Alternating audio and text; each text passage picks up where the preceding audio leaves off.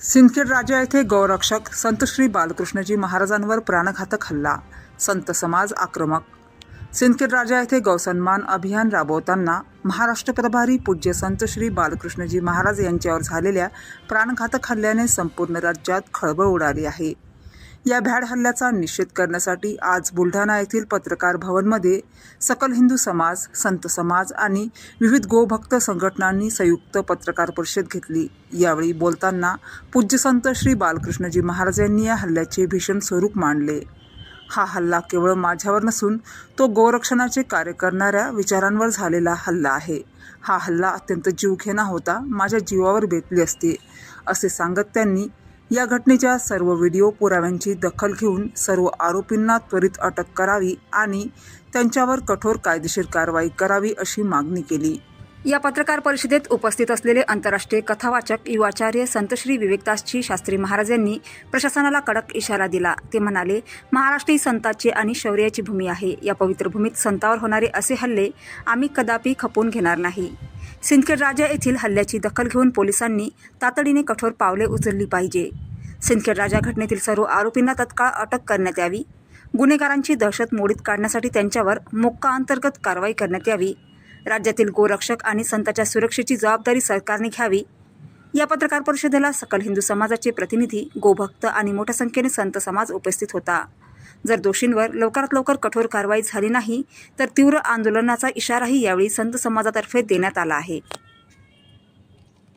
सध्या सर्व संतांचं म्हणणं आपण ऐकलेलंच आहे आणि यानुसार मला असं वाटतं की हा बुलढाणा जिल्हा जिजाऊंचा जिल्हा आहे आणि सिंदखेड राजामध्ये घडलेली घटना निंदनीय असल्यामुळं सकल हिंदू समाजाच्या वतीनं आम्ही या घटनेचा निषेध व्यक्त करतो। कालच आम्ही जिल्हा पोलीस अधीक्षक साहेबांना भेटल्यानंतर मला असं वाटतं की परवापर्यंत 3 आरोपी अटक होते, आज 7 आरोपी अटक आहे। परंतु गुन्हा दाखल करून किंवा आरोपींना अटक करून ही घटना आणि या कसाईंच्या मनातली भीती ही जाणार नाही। यांना माहीत आहे की काय होणार आहे, अटक होणार आहे, कोर्टातून जमानत होणार आहे। परंतु ज्या लोकांनी कसाईचा व्यवसाय करून राजमाता गौमातेला म्हणजे या महाराष्ट्र राज्याचे उपमुख्यमंत्री माननीय एकनाथरावजी शिंदे साहेबांनी गौमातेला राजमातेचा दर्जा दिलेला आहे आणि राजमातेची अशा प्रकारे कत्तली करण्याचा प्रकार जर कोणी गोतस्कर किंवा कसाई करत असेल तर याच्यावर मकोका अंतर्गत कारवाई केली आहे। 14 मे 2026चं एक परिपत्रक महाराष्ट्र गव्हर्नमेंटने काढलेलं आहे। त्या परिपत्रकात स्पष्ट लिहिलेलं आहे की संघटित गुन्हेगारी मोजण्यासाठी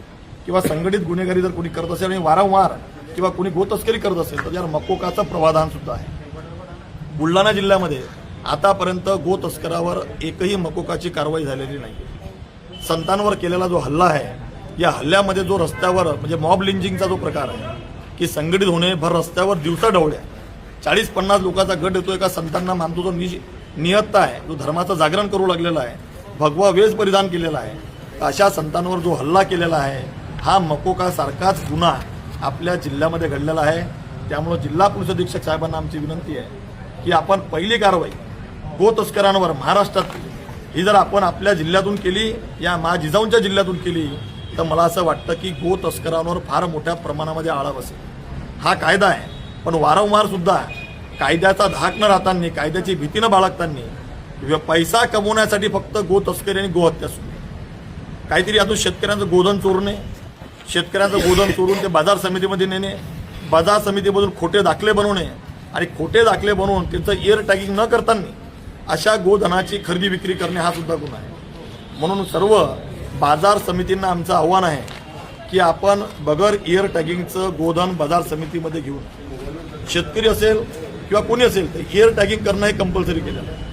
म्हणून माननीय जिल्हा पोलीस अधीक्षक साहेब, जिल्हाधिकारी साहेबांना आम्ही निवेदन दिलेलं आहे की गोवंशाचं इयर टॅगिंग करणं कंपल्सरी आहे। सोबतच गोरक्षकांना सुद्धा माझं आव्हान आहे, या 14 मेच्या परिपत्रकामध्ये 112 नंबरचा नंबर दिलेला आहे।